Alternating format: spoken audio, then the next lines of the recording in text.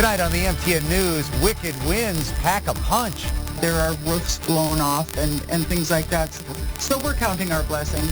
The storm's tearing down trees, even destroying vehicles and buildings in eastern Montana. Also an uncertain future for underground miners. We've made it through all of the other tough times historically, and we're just working as hard as we can to get our costs down. Stillwater Siboney and its employees reach a deal on a new contract, but concerns over palladium prices bring fears the mine could close.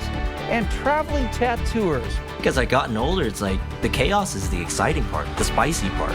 Artists taking their tattoo talents across the country. The MTN News starts right now. From Montana's news leader, this is the MTN 530 News. Good evening, everyone. Thanks for joining us on this Friday. I'm Russ Riesinger. Tonight, it appears that a deal has been reached to keep workers on the job at the Siboney Stillwater mine near Nye, but there are still concerns about the long-term future of that mine, currently the largest employer in all of Stillwater County. Tonight, MTN's David J. has the latest. The United Steelworkers talking with Siboney Stillwater about contracts, coming to a tentative agreement for Nye workers on Thursday, and just starting the negotiations for East Boulder miners earlier this week. And both sides do tell us that whatever the CEO said about palladium markets worldwide has had an effect on these contract negotiations. The mining industry has always been volatile, but as palladium prices continue to plummet, the future of Siboney Stillwater mine hangs in the balance. We haven't had profitable operations for over 9 months. Heather McDowell, Siboney Stillwater Vice President for Legal and External Affairs, says palladium prices dropped to $979 an ounce on Friday, a sharp decline from almost $1,900 an ounce just 18 months ago. And that has miners now worried about their livelihoods. Just this week, Siboney Stillwater CEO Neil Froneman issued a dire outlook warning the company could be forced to halt its operations, saying the future of Stillwater remains in the balance. If there's no correction in the price soon, as strategic as it is, we'll have to put it on care and maintenance. Is there any possibility of layoffs? Are they imminent, or is that not a factor right now? We're trying to survive a very negative market right now, but we've got to have people to do that. McDowell attributes much of the current climate to foreign influence, with 40% of the market. You can actually see the Russian palladium operations from space because they don't have pollution control technology. That uncertainty is happening as Siboney Stillwater negotiates a new contract with miners. McDowell says the company and steelworkers just agreed to a 3.5% increase for 900 workers, mainly at the Stillwater mine in Nye, for the next year. That shorter deal, a byproduct of current palladium prices. We would not normally negotiate a one-year contract. While United Steelworkers reps were unavailable for comment today, they did agree palladium prices affected the contract. In Columbus, David J., MTN News. If you stepped outside today, you know it was pretty miserable at times. High winds whipped across the region, even causing some significant damage in the eastern part of Montana. Q2's Matt Carmack joins us now with a closer look. Well, as you can see, it is a super windy day here in southeast Montana. My hair is blowing in the wind and my eyes are actually getting watery. In fact, us in Billings are quite lucky today. I spoke with residents in Glendive who have experienced damage to their personal homes and property. What started out as a cool summer breeze quickly turned into a severe storm Thursday night. We knew that a big storm was coming, so everyone was preparing as best we could.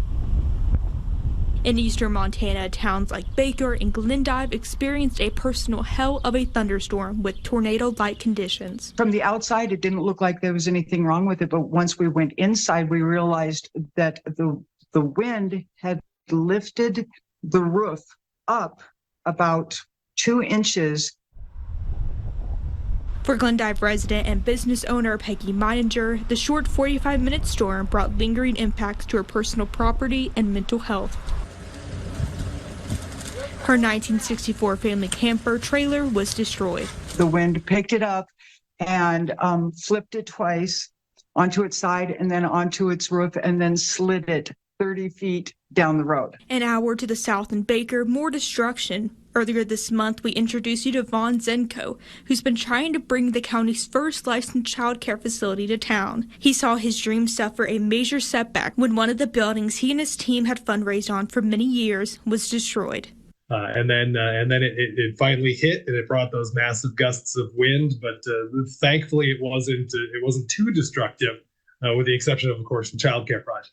And now begins the cleanup, something J.R. Backwell knows a lot about. He owns a tree trimming company in Glendive. Got a month and a half worth of work booked out already. But even in the aftermath of destruction, he has seen something worth celebrating. The communities really come together and helped everywhere they could. And even Peggy, who lost more than most, is staying positive. This was nothing compared to what some people had. There are roofs blown off and things like that.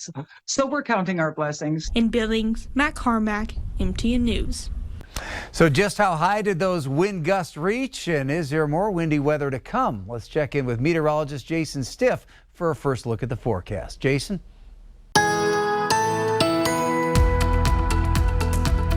Yeah, more wind than anyone wanted both yesterday and today. Let's take a look at some of the strongest wind gusts that we had yesterday afternoon and evening with that cold front moving through, as well as the thunderstorms that cold front spawned. Baker had a 76-mile-an-hour wind gust. Miles City, 66 miles an hour. Billings had a 61-mile-an-hour gust. And Glendive, where we had those powerful thunderstorms, had a gust at the airport of 53 miles an hour. And we still have an area of low pressure now moving over northeastern Montana. But thankfully, with all that wind that we've had, it is on its way out. We're going to have some short-term breaks and then more turbulent weather going forward. Our forecast coming up.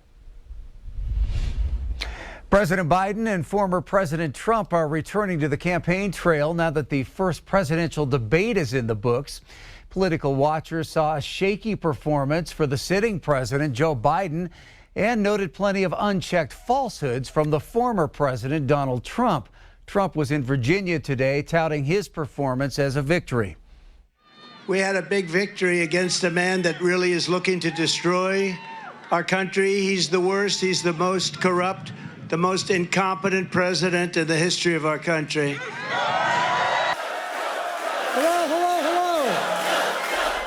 Biden's performance left some Democrats saying they're concerned, but he got an enthusiastic reception from supporters in North Carolina. Speak as smoothly as I used to. I don't debate as well as I used to. But I know what I do know. I know how to tell the truth. There was no talk about dropping out of the race, and so far party leaders are publicly supporting the president. The Supreme Court ruled in a 6-3 decision that federal prosecutors went too far in bringing obstruction charges against participants in the January 6, 2021 riot at the U.S. Capitol.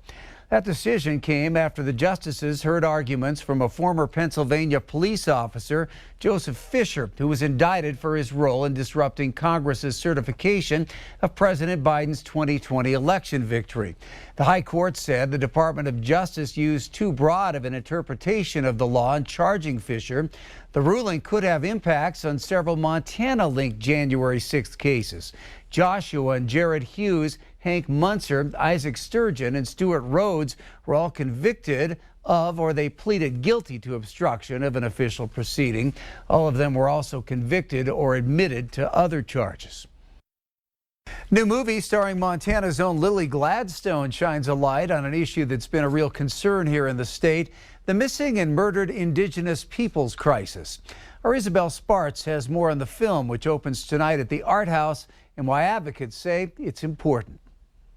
Montana's own Lily Gladstone's new film Fancy Dance is out now in theaters. And while many are excited to see her on the big screen again, the film is drawing attention to a serious topic close to home for many in Montana. What is it? One of Hollywood's newest stars, Blackfeet tribal member Lily Gladstone, is sealing hearts once again. How can you not love her? She's just a darling. In Fancy Dance, the Browning, Montana native plays Jax Goodiron, who is searching for her missing sister, Towie.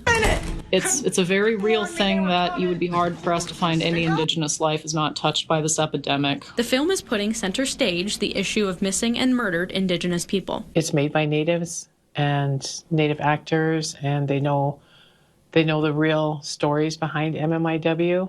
like the real people. All of us know somebody that went missing. According to Montana State Legislature, in the state last year, 28% of reported missing people were Indigenous. Tracy Garfield with Western Native Voice has shown Indigenous films in the past for the community and says seeing Fancy Dance will invoke emotions familiar to many. Something that we see so much, so over and over and over, and it's almost we become desensitized to it.